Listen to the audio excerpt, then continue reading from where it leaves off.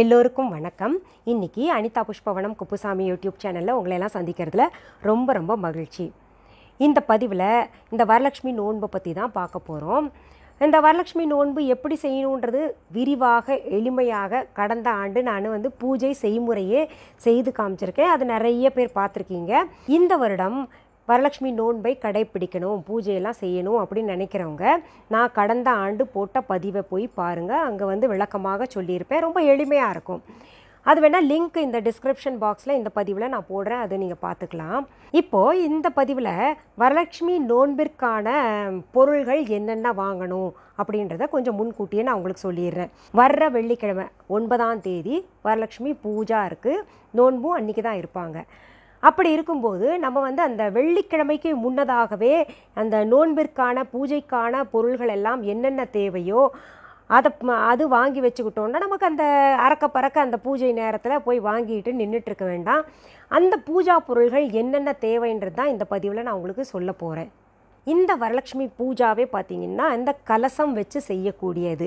கலசத்தை வைத்து பூஜை செஞ்சால் தான் அந்த வரலட்சுமி நோன்பே நிறைவாக இருக்கும்.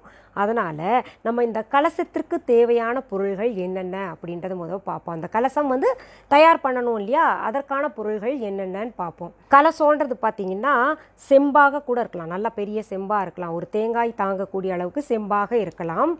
அப்படி இல்லைன்னா குடம் கூட இருக்கலாம், சின்ன குடம் கூட வச்சுக்கலாம் நம்ம.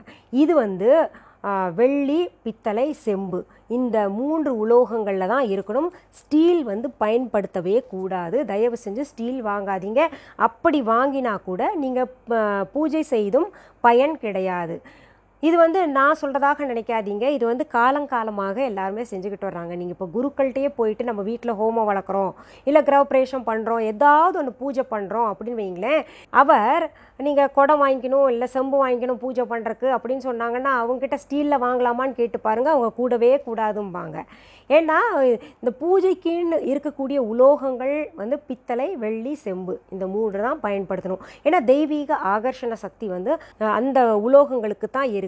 நாம் கலசத்தை வைத்து பூஜை செஞ்ச பின்னாடி அந்த பவர் எல்லாம் நமக்கு அந்த வீட்டில் அடுத்த வருடம் வரைக்கும் தங்கி இருக்கணும்னா இந்த உலோகங்களைத்தான் பயன்படுத்தணும். அதனால் இந்த 3 உலோகங்கள் இருக்கக்கூடிய ஒரு செம்பு அல்லது சின்ன குடம் வாங்கிக்கோங்க. அந்த குடத்திற்குள் போட வேண்டிய பொருள்கள் என்னன்னு பார்த்தீங்கன்னா, தண்ணி ஒரு சிலர் போட்டு செய்வாங்க, ஒரு சிலர் பார்த்திங்கன்னா பச்சரிசி போட்டு செய்வாங்க. இரண்டுமே சரிதான். அந்த தண்ணி எதற்காக நான் தவிர்க்க சொல்லுவேன்னா, நம்ம பூஜை செய்கிறதுக்கு எல்லாமே தடா புடால் ஏற்பாடு பண்ணிவிட்டு கொஞ்சம் நம்மளுடைய கவனமின்மையினால் அந்த குடம் தட்டி போச்சுன்னு வைங்களேன், அந்த தண்ணி ஊற்றி எல்லாத்தையும் அங்கே பரப்பி விட்டுரும். நம்ம அங்கே பூஜைக்கு ஏற்பாடு செய்த பொருள்கள் எல்லாம் வீணாக போயிடும்.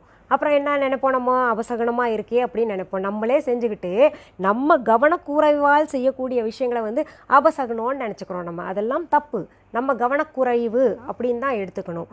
அதனால் இந்த தண்ணியை உங்கள் விருப்பம், நம்ம ஜாக்கிரதையாக செய்வோம் அப்படின்னு நினச்சா நீங்கள் தண்ணி பயன்படுத்திக்கலாம். அப்படி இல்லைன்னா நம்ம பச்சரிசி எடுத்துக்கணும். அதனால் நம்ம கலசம் எந்த அளவுக்கு இருக்கோ அந்த அளவுக்கு அரிசி வேணும், பச்சரிசி வேணும். பச்சரிசி வாங்கிக்கோங்க. அந்த பச்சரிசியில் ஏலக்காய், கிராம்பு, மஞ்சள் துண்டு, கருகமணி, காதோல கருகமணின்னு நீங்கள் கடையில் கேட்டிங்கன்னா தருவாங்க, அந்த கருகமணி வாங்கிக்கோங்க. அப்புறம் 1 ரூபாய் நாணயங்கள் 11 வச்சுக்கலாம். அப்படி இல்லையா 5 ரூபாய் நாணயங்கள் 11 வச்சுக்கலாம்.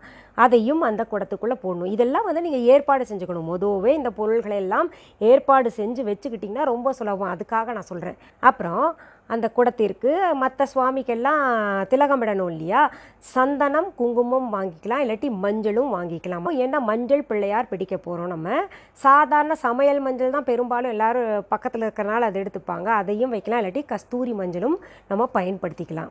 அதற்கு பிறகு நெல்மணிகள் கிடச்சிதுன்னா நெல்மணிகள் வாங்கிக்கோங்க. அப்படி இல்லைன்னா நம்ம இந்த பச்சரிசியை கொஞ்சம் இன்னும் கூடுதலாக வாங்கிக்கணும். அந்த குடத்துக்குள்ளே போடுறோம் இல்லையா, அதை தவிர இன்னும் பச்சரிசி, அந்த இது கலசம் வைக்கிறோம் இல்லையா, அந்த கலசத்திற்கு கீழே வைக்கணும். அதனால் பச்சரிசி வாங்கிக்கோங்க. வாழை இலை 1க்கு 2 வாங்கிக்கோங்க. மாவிலைகள் வாங்கிக்கோங்க. தேங்காய் 2 வாங்கிக்கோங்க.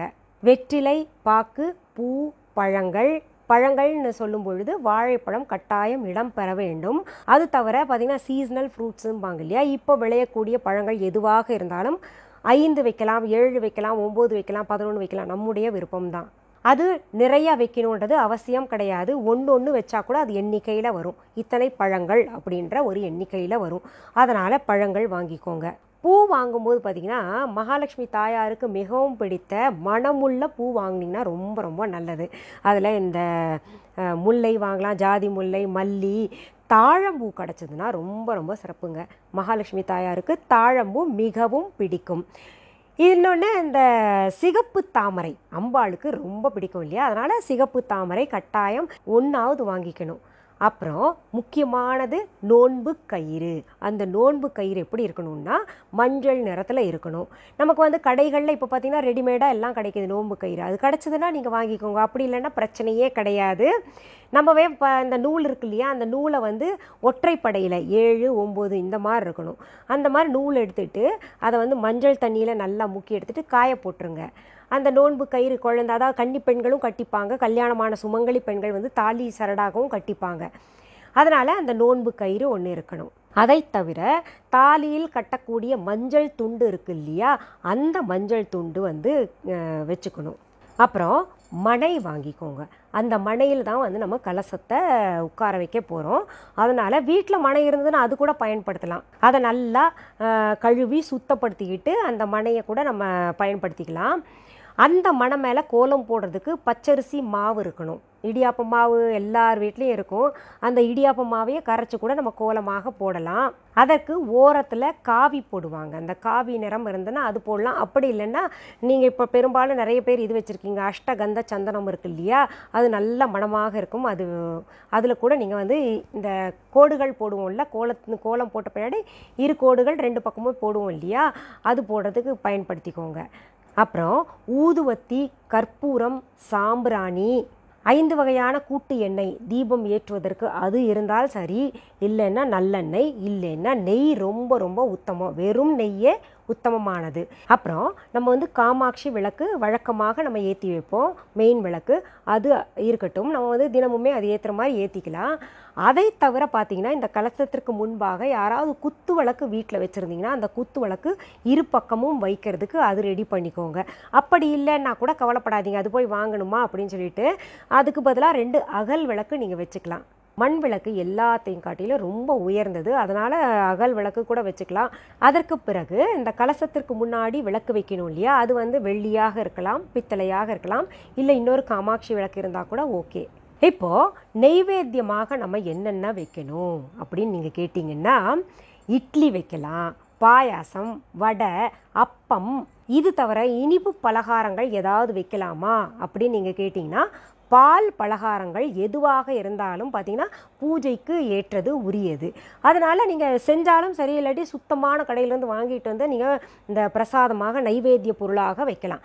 இப்போ இத்தனையும் செய்யணுமா அப்படின்னு நீங்கள் கேட்டிங்கன்னா தேவையே கிடையாது. உங்களால் எது முடியுதோ.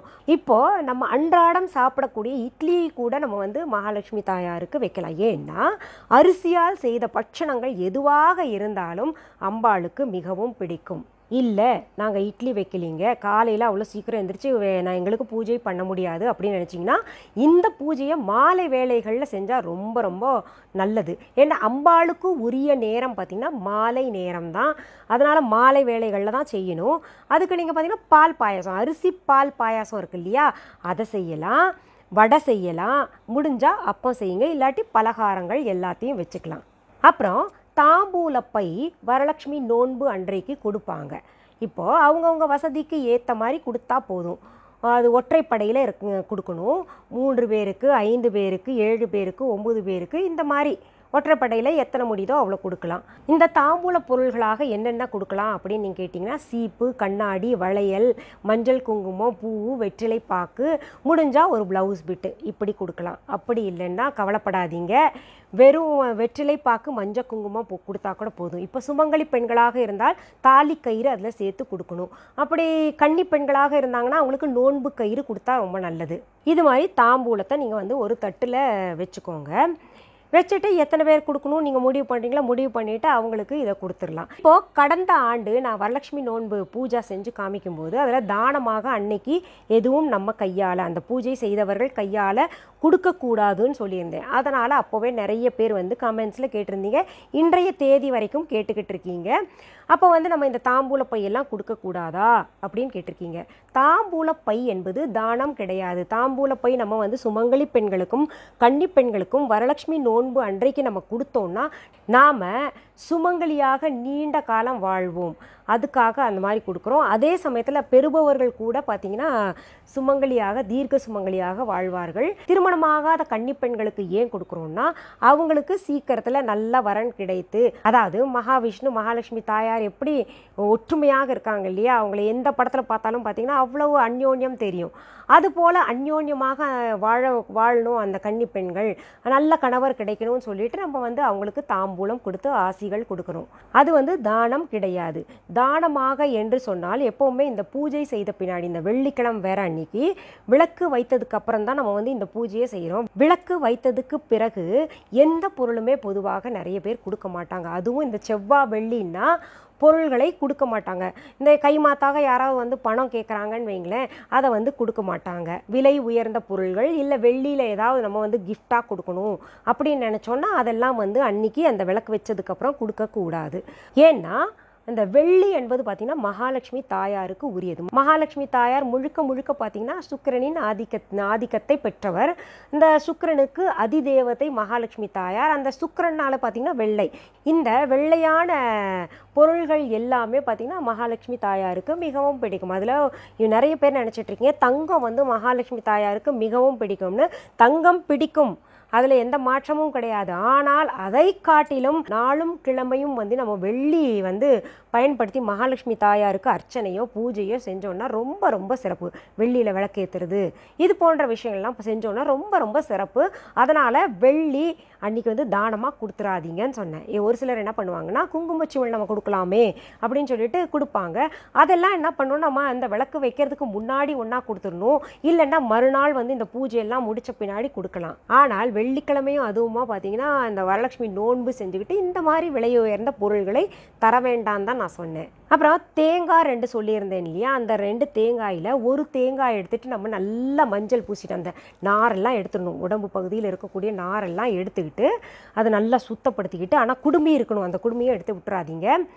அதை எடுத்துக்கிட்டு நல்லா மஞ்சள் தண்ணியில் குழைச்சிட்டு அந்த மஞ்சள் எல்லாம் பூசி விடுங்க. தேங்காய் மேலே நல்லா அந்த குடுமி வரைக்கும் நல்லா பூசி விட்டுக்கிட்டு அதை நல்லா காய வச்சு தயார்படுத்திக்கோங்க. இது எப்போ செய்யணும்னா வியாழக்கிழமை சாயந்தரம் செய்யணும். இந்த பொருள்களை எல்லாம் வாங்குறது கூட நீங்கள் வியாழக்கிழமை சாயந்தரம் செஞ்சுக்கிட்டிங்கன்னா ரொம்ப நல்லது. எப்போவுமே நமக்கு இந்த விளக்கு வைத்ததற்கு பிறகு பார்த்திங்கன்னா அடுத்த நாள் கணக்கு வந்துடும். வெள்ளிக்கிழமைன்ற மாதிரி தான் ப்ரீவியஸ், அந்த வெள்ளிக்கிழமைக்கு முன்னதானது அப்படின்ற மாதிரி தான் கணக்கில் வரும். அதனால் நோன்பு அப்போலேருந்தே தொடங்கிடுது, அந்த வியாழக்கிழமை மாலையிலிருந்தே தொடங்கிடுது. நீங்கள் அந்த கடைக்கெல்லாம் போயிட்டு வாங்கிட்டு வந்துட்டு அந்த சாயந்தரம் விளக்கு ஏற்றிய பிறகு இதெல்லாம் ரெடி பண்ணி நீங்கள் வச்சுக்கணும். அன்றைக்கே வந்து மகாலட்சுமி தாயாரை வீட்டுக்குள்ளே அழைக்கணும். அது எப்படின்றது வந்து உங்களுக்கு அடுத்த பதிவில் நான் பதிவிடுறேன். சரி, இன்றைக்கி இந்த பதிவில் இந்த வரலட்சுமி நோன்புக்கு தேவையான பொருள்கள் என்னென்னன்றது பார்த்தோம் இல்லையா. அடுத்த பதிவில் வேறு ஒரு நல்ல தலைப்போடு உங்களை எல்லாம் சீக்கிரத்தில் சந்திக்கிறேன். அது வரைக்கும் நன்றி, வணக்கம்.